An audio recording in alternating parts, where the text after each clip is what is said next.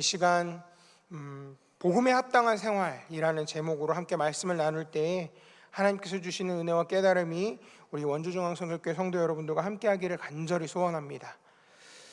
구한 말에 약 한 7년가량 한국에서 선교사로 사역하면서 지금 이제 있는 대한기독교서회에 이제 전신이 되는 조선기독교서회의 초대 회장직을 맡기도 했던 프랭클린 올링거라는 선교사님 계십니다. 이 선교사님은 우리나라에서만 선교를 하신 것은 아니고 일본이나 중국, 이 아시아 지역을 두루 다니면서 선교 사역을 하셨던 그런 분이셨습니다. 그래서 한국에서 계실 때 자기의 아들이 이제 죽게 되어서 처음으로 양화진 선교사 묘지에 어린아이를 묻히게 된 첫 번째 선교사 자녀의 무덤을 갖게 된 그런 분이셨는데, 이분이 일본 근처에서 이제 선교를 하실 때 있었던 일입니다. 하루 종일 굉장히 분주하고 바쁘게 이제 선교 사역을 진행을 하시고, 이제 해가 이제 지고 이제 해가 져야 이제 하루가 일과가 마무리되는 상황이라 굉장히 피곤한 몸을 이끌고 집으로 돌아왔는데, 얼마 전에 이제 복음을 듣고 그리스도인이 되기를 결단했던 한 상인 한 명이 이 선교사님을 찾아온 겁니다. 굉장히 피곤하고 힘들었지만 그래도 나름 새 가족이니까 그래도 잘 이제 사랑하는 마음으로 이렇게 딱 만났는데, 이분이 이렇게 얘기를 하는 겁니다. 저기 다른 섬에 복음을 듣고 싶어 하는 분들이 있는데, 그 복음에 대해서 궁금해하고 알고 싶어 하는 사람이 있는데, 선교사님 조금 수고스러우시겠지만 가서 좀 복음을 전해주시면 안 되겠습니까? 라고 이렇게 물은 겁니다. 근데 그날따라 이 선교사님이 너무 몸이 힘들고 피곤하고 막 아플 것 같은 그런 컨디션이었던 것이죠. 그래서 이분에게 이렇게 얘기를 했습니다. 제가 지금 너무 지쳐서 힘드니까 당신이 저 대신해서 가서 좀 성경을 좀 전해주시면 안 되겠냐 라고 이렇게 얘기를 한 겁니다.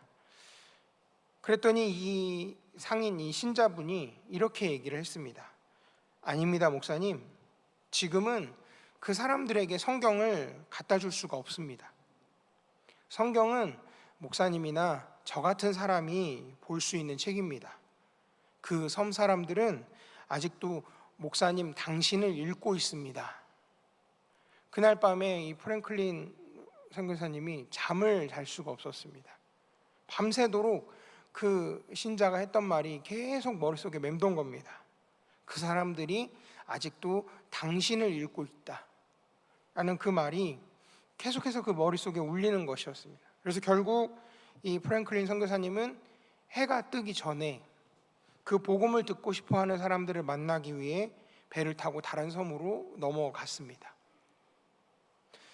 그렇습니다. 아직 거듭나지 못한 사람들이 세상에 참 많이 있죠. 그런데 이 사람들은 그리스도인들의 모습과 삶에서 향기를 맡고자 합니다. 그러니까 그리스도인의 삶과 모습에서 성경 말씀의 진리를 들으려고 하는 것이죠. 근데 이걸 만약 우리가 깨닫지 못하면 우리들은 복음에 합당한 생활을 할 수가 없고, 그럼 우리 자신도 모르는 사이에 그리스도의 복음에 먹칠을 하게 되는, 복음 전도에 장애가 되고 걸림돌이 되는 그런 경우에 내가 서게 될 수도 있다는 것입니다. 이게 얼마나 슬프고 주님께서 보시면 얼마나 안타까워 하실 일이겠습니까? 오늘 본문은 바울을 통해서 하나님께서 빌립보 교회 성도들을 이제 깨우치는 그런 말씀입니다. 그리고 이 말씀이 오늘은 여기 모인 우리 모두를 깨우치는 그런 은혜와 진리의 말씀이 되기를 바랍니다. 지금 바울은 이제 옥중에 있는 상황인데요, 옥중에서도 빌립보 교회 교인들이 평안한지, 그리고 영적으로 조금 더 진전이 있기를 그런 염원하는 그런 참된 목자의 마음으로 이 편지를 쓰고 있습니다. 바울에게 빌립보 교회는 정말 잊을 수 없는 교회였습니다. 마게도냐로 건너가서 그 특별한 그 사건을, 밤에 그 꿈에 나타났던 그 사건을 겪고 나서 마게도냐로 딱 처음 건너가서 처음으로 복음을 전했던 도시가 바로 빌립보였습니다. 빌립보 교회는 잘 아시는 대로 루디아를 중심으로 해서 여성들이 바울의 선교 사역을 적극적으로 지원했던 그런 교회였고, 유럽에 세워진 첫 번째 교회라는 데서 의의가 있습니다. 그리고 이 빌립보 교회 교인들은 바울에 대해서 물질과 마음으로 너무 따뜻하게 그리고 아름답게 섬기고 후원했던 그런 교회이기도 했습니다. 그래서 오늘 본문에 앞서서 1장의 앞부분에 보면 1절부터 11절까지는 빌립보 교회 교인들을 향해서 이제 간절하게 기도하는 그런 바울의 기도의 내용입니다. 그러니까 옥중에서도 지금 감옥에 갇혀 있지만 그래도 빌립보 교회 교인들을 생각해서 간절한 마음으로 기도하는 이 바울의 마음이 두 가지 정도로 요약이 되는데요. 첫 번째로는 바울은 빌립보 교회에 사랑이 더 넘치기를 바랬습니다. 그런데 이 사랑이 맹목적인 사랑이 아니고 지식과 총명을 갖춘, 그러니까 절제와 분별력을 갖춘 그런 사랑이 넘쳤으면 하는 마음으로 기도하고 있는 겁니다. 그리고 이것은 성도의 그런 진정한 복음에 합당한 생활의 그 기초가 되는 부분이기도 합니다. 두 번째로는 빌립보 교회 교인들이 예수님을 구주로 믿어서 죄사함을 받은 사람이라면 성령으로 말미암은 의의 열매를 풍성히 맺는 성도들이 돼서 하나님께 영광 돌리기를 소망하는 이런 기도였습니다. 규모 없이 행해서 교회에 거치는 자가 되지 말고 진리 안에서 아름다운 그리스도의 사랑을 실천함으로 온 성도가 하나님께 영광 돌리는 그런 교회가 되었으면 좋겠다 하는 마음으로 바울이 지금 빌립보 교회를 위해 기도한 것입니다. 사랑하는 성도 여러분, 이것이 주님께서 우리 원주중앙선교회 성도 여러분들에게 원하시는 것을 바울을 통해서 우리에게 알려주시는 것이구나 하고 이런 깨닫는 은혜가 있으시기를 바랍니다. 그리고 이제 본문에 의하면 하나님께서는 믿는 사람들이 복음에 합당한 생활을 함으로 믿지 않던 사람들이 믿는 사람들의 모습을 보고 구원 얻은 역사가 나타남으로 하나님께 영광 돌리기를 원하시는 것입니다. 자, 그렇다면 복음에 합당한 생활이 무엇일까요? 복음은 율법이나 교리나 신경이나 어떤 교회 법이 아니고요, 사랑과 이해와 용서와 관용입니다. 이 복음은 광야에서 화초가 피게 하고 말랐던 시내를 흐르게 하고요, 이 산과 저 산이 마주쳐 올려 주 예수 그리스도의 은총을 노래하게 하는 것입니다. 그러면 이와 같이 복음에 합당한 생활은 어떻게 사는 생활인가? 첫 번째로 복음에 합당한 생활은 한 마음 한 뜻으로 협력하는 생활입니다. 우리 27절 말씀 같이 함께 한 목소리로 읽도록 하겠습니다. 27절입니다. 시작. 오직 너희는 그리스도의 복음에 합당하게 생활하라. 이는 내가 너희에게 가보나 떠나 있으나 너희가 한 마음으로 서서 한 뜻으로 복음의 신앙을 위하여 협력하는 것과. 아멘. 여기 생활하라라고 말이 되어 있는데 이 말은 헬라어로 폴리투에스테라는 단어인데 이건 시민답게 살아라라는 이런 의미인 겁니다. 그러니까 바울은 빌립보 교회 교인들에게 여러분들 시민권이 하늘에 있으니까 하늘의 시민답게 살아라라고 이렇게 강조하는 겁니다. 그리고 하늘의 시민답게 사는 삶의 기준은 바로 복음이다라고 얘기를 하는 것이죠. 바울을 통해서 오늘 우리에게 깨우쳐 주시는 그 주님의 말씀은 같은 마음으로 같은 뜻으로 복음의 신앙을 위해서 협력하는 것, 바로 그것입니다. 27절에 기록되어 있던 그 한 마음으로의 이 헬라어가 엔헤니 푸뉴마티, 그러니까 뒤에 나오는 한 뜻으로라는 연결된 상태로 보면 인간의 영이나 마음을 이야기하는 건데, 이 말의 의미는 빌립보 교회 교인들이 마음과 정신이 하나 되어서 복음의 신앙을 위해서 애써야 한다라고 이렇게 지금 강조하고 있는 것입니다. 시편 133편 너무 잘 아실 겁니다. 길지 않은 말씀이라 잘 기억을 하실 텐데 여기에도 성도의 연합이 얼마나 아름답고 귀한 것인가 잘 나타내는 말씀이 기록되어 있습니다. 형제가 연합하여 동거함이 어찌 그리 선하고 아름다운가. 이것은 예수님 안에서 형제된 성도들이 함께 교제하면서 즐거워할 때 참 교회의 모습이 나타난다, 바로 이런 말씀인 것이죠. 이 연합의 아름다움이 어떻게 표현됩니까? 서로의 상처가 치료되는 그런 아름다움이고 그리스도의 향기가 퍼져나가는 아름다움입니다.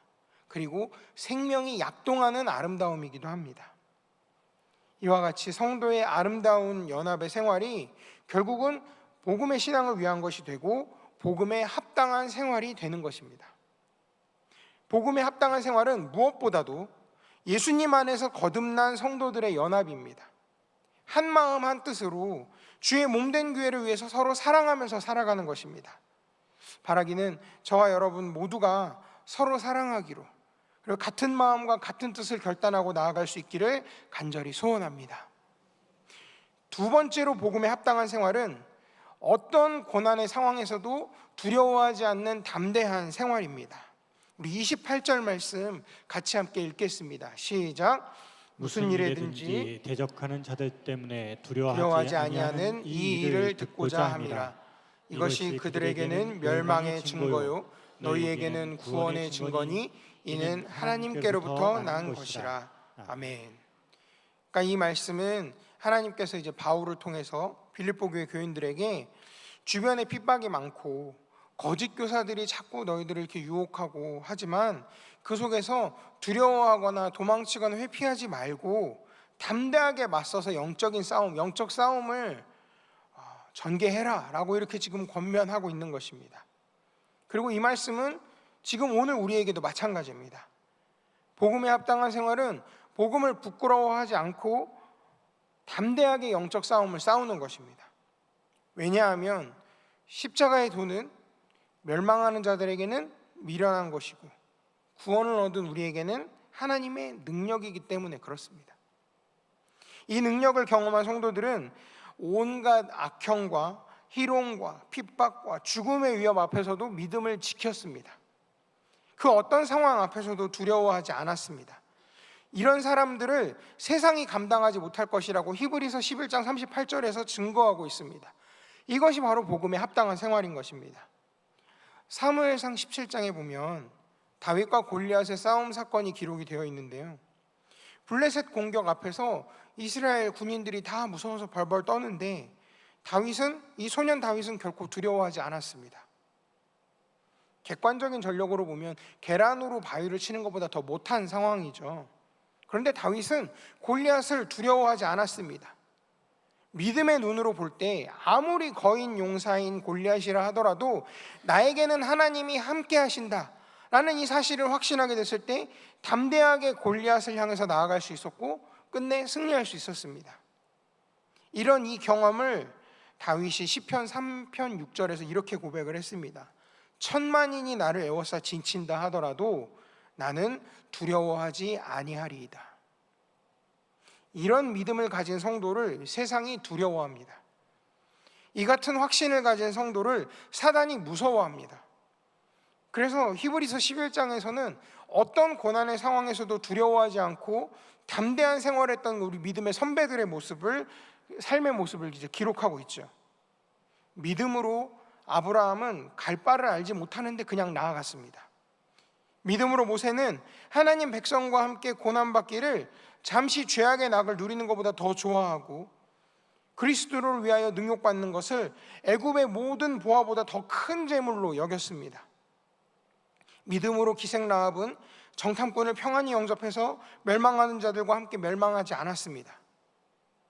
모든 믿음의 사람들은 사자들의 입을 막기도 하고 불의 세력을 멸하기도 하고 칼날을 피하기도 하며 연약한 가운데서도 강하게 되기도 하며 전쟁에 용감하게 되어 이방 사람들의 진을 물리치기도 하고 여자들은 자기의 죽은 자를 부활로 받아들이기도 하며 또 어떤 이들은 더 좋은 부활을 얻고자 해서 심한 고문을 받되 구차히 풀려나기를 원하지 아니하였으며 또 어떤 이들은 희롱과 채찍질뿐 아니라 결박과 옥에 갇히는 시험도 받았으며 돌로 치는 것과 톱으로 켜는 것과 시험과 칼에 죽는 것을 당하고 양과 염소의 가죽을 입고 유리하여 궁핍과 환난과 확대를 받으면서도 광야와 산과 동굴과 토굴에 유리하면서도 그들은 두려워하지 않았고 담대히 복음에 합당한 생활을 하였습니다. 그래서 이런 사람들을 세상이 감당하지 못하는 것이고 이렇게 믿음으로 복음에 합당한 생활을 하는 사람들을 위해서 하나님이 더 좋은 것을 예비하셨다라고 기록하고 있습니다. 하나님께서 예비하신 더 좋은 것을 받아 누리는, 그래서 담대하게 복음에 합당한 생활을 하는 저 여러분 되기를 소원합니다. 세 번째로 복음에 합당한 생활은 오직 예수 그리스도를 위해 복음의 진전을 이루는 생활입니다. 우리 29절 말씀 같이 함께 읽겠습니다. 29절입니다. 함께 읽습니다. 시작. 그리스도를 위하여 너희에게 은혜를 주신 것은 다만 그를 믿을 뿐 아니라 또한 그를 위하여 고난도 받게 하려 하심이라. 아멘. 그러니까 이 말씀은 그리스도를 믿는 성도는 고난받는 것까지도 감사함으로 받을 수 있는 그 믿음의 단계를 이제 가르쳐 주는 것이죠. 우리 읽지는 않았는데 우리 12절 말씀 같이 함께 읽어보겠습니다. 시작. 형제들아, 내가 당한 일이 도리어 복음 전파의 진전이 된 줄을 너희가 알기를 원하노라. 아멘. 진짜 놀랍고 위대한 선언이 아닐 수가 없습니다. 그리스도를 믿는 믿음의 삶은 그리스도 때문에 당하는 고난도 감사함으로 받는 것뿐만이 아니라 오히려 그것은 자기는 물론 교회에 있어서 뒤로 물러나는 게 아니고 앞으로 나아가는 거다라고 이게 역설하는 이런 바울의 고백이 우리가 깊이 새겨야 될 고백인 줄로 믿습니다. 바울은 이 당시 AD 62년부터 63년까지 로마에 투옥돼서 재판을 받고 있었습니다. 그래서 내가 당한 일이라고 바울이 표현한 건 복음을 전하다가 이제 감옥에 갇힌 것, 그리고 로마 옥중에서 고난 당한 모든 걸 의미하는데, 이런 고난이 오히려 바울로 하여금 더욱 확신 있는 믿음 생활을 하게 했을 뿐만 아니라 또 그와 같은 상황이 복음 전파하는데 상당히 어려움은 됐지만 결과는 그 어려움이 오히려 복음 전파의 진전이 됐다라고 얘기하는 것입니다. 그러니까 진전이 됐다라는 이 단어를 이제 헬라어로는 프로코펜이라고 하는데, 이 단어는 원래 비난과 박해 속에서도 계속 앞으로 나아간다라는 이 뜻을 갖고 있습니다. 그러니까 바울은 옥에 갇혀서 본인은 복음을 전할 수 없게 됐지만 법정에서 복음을 변호하면서 그 법정에 있던 많은 사람들에게 자연스럽게 복음이 증거가 제시가 되고, 또 이것이 이방 세계에 복음을 전할 수 있는 또 다른 기회로 열리게 되어서 복음의 진보가 이루어졌다라고 이렇게 얘기를 하게 되는 것입니다. 그것 때문에 14절 말씀을 보게 되면 형제 중 다수가 바울의 매임 때문에 주 안에서 신뢰함으로 하나님의 말씀을 담대히 말하게 되었다라고 증거하고 있습니다. 그러면 오늘 우리는 어떨까요? 사업을 하면서도 예수 믿는다는 것 때문에 조금만 손해가 될 것 같으면 비신앙인의 모습으로 금방 돌아가 버리고, 직장 생활에서 예수 믿는다는 것 때문에 승진이 늦어지거나 기타 이해관계에 매이게 되면 비신앙인의 모습으로 돌아가 버리고, 정치를 하면서도 경제 생활에서도 사회 생활에서도 우리는 복음의 진보를 이루지 못하고 복음에 합당한 생활이 아니라 혹시 복음에 거치는 자가 되어서 살아오지는 않았습니까? 복음의 진보를 가로막는, 복음에 거치는 자가 되는 이 슬픈 일이 우리에게는 없어야겠습니다. 복음은 율법이나 교리나 신조나 신경이나 그런 교회 법이 아니고 사랑과 용서입니다. 사랑과 용서만이 참 자유를 얻고 치유함을 받을 수 있는 것입니다. 교회의 기초는 어떤 성전이나 율법이 아니고 유전이나 전통도 아니고요, 신조나 신경도 아니고 예수 그리스도, 그리고 그 복음이 바로 교회의 기초인 것입니다. 교회의 사명은 교세 확장이나 종교 사업이나 왕국적이거나 제국적인 선교에 있는 것이 아니고 지배하거나 정복하거나 군림하거나 처단하거나 제거하는 데 있는 것이 아니고 반목하고 질시하고 대립하는 것, 대결하는 것, 원수시하는 것, 적대시하는 데 있는 것이 아니라 교회는 뜻이 하늘에서 이루어진 것 같이 땅에서도 이루어지게 하는 그 사명에 있는 것입니다. 이게 어떻게 기능할까요? 어떻게 이렇게 될 수 있느냐? 사랑과 용서로서 가능한 것입니다. 예수님께서 사랑을 세 계명으로 이야기하셨죠. 하나님께서 하나님 사랑, 이웃 사랑, 원수 사랑을 예수님께서 이렇게 말씀하셨습니다. 이것이 실천이 되면 교회는 자연스럽게 산 위의 동네가 되고 등경 위의 등불이 되고요, 세상에 비치고 소금이 되는 것입니다. 사랑하는 성도 여러분, 더 많이 사랑하십시오. 더 많이 용서하십시오. 이와 같은 이 복음의 역사를 통해서 교회가 광야에 화초를 피우게 하고 말랐던 시냇물도 흐르게 하고 낮은 골짜기를 높게 하며 높은 산을 낮게 하고 이 산과 저 산이 마주쳐 올려서 예수 그리스도의 은총을 찬송하게 하는 것입니다.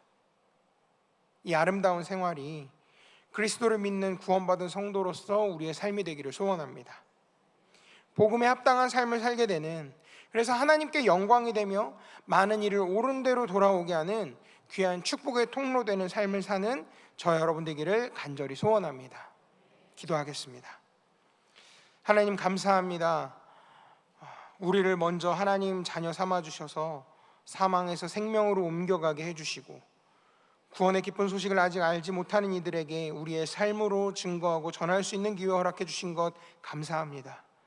우리가 받아들인 이 기쁜 복음의 소식에 걸맞는 그런 합당한 삶을 살 수 있도록 인도해 주셔서 서로 더욱 사랑하게 하시고, 서로 더욱 사랑하는 삶으로 나의 삶이 등경 위에 등불 되게 해주시고, 세상에 비치며 소금 되는 삶을 살 수 있도록 인도하여 주시옵소서. 무엇보다 복음에 합당한 삶으로 하나님께 영광 돌리는 내가 될 수 있게 하여 주시옵소서. 감사드리며 예수님의 이름으로 기도하였습니다. 아멘.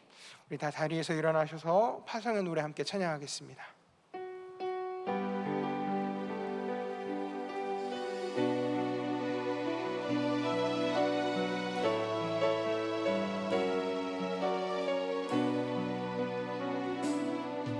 너희 가는 길에 주의 평강 있으리. 평강의 왕 함께 가시니 너의 걸음 주 인도하시니 주의 강한 손 너를 이끄시리. 너의 가는 길에 주의 축복 있으리. 영광의 주 함께 가시니 내가 밟는 모든 땅 주님 다스리니 너는 주의 길 예비케 되리. 주님 나라 위하여 길 떠나는 나의 형제여 주께서 가라시니 너는 가라 주의 이름으로. 거칠은 광야 위에 꽃은 피어나고 세상은 내 안에서 주님의 영광 보리라. 강하고 담대하라. 세상 이기신 주 늘 함께 너와 동행하시며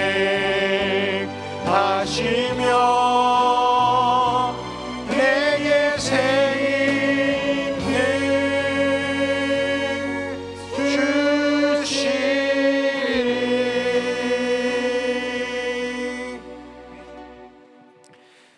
이제는 우리 주 예수 그리스도의 은혜와 아버지 하나님의 지극하신 사랑하심과 성령님의 서로 교통하게 하시는 은혜가 생명의 기쁜 소식에 감사하고 받은 구원에 합당한 삶을 살기 위하여 서로 더욱 사랑하고 더욱 용서하는 삶을 살기로 결단하는 우리 원주중앙성결교회 모든 성도들 위해 이제로부터 영원토록 함께 있기를 간절히 축원하옵나이다. 아멘.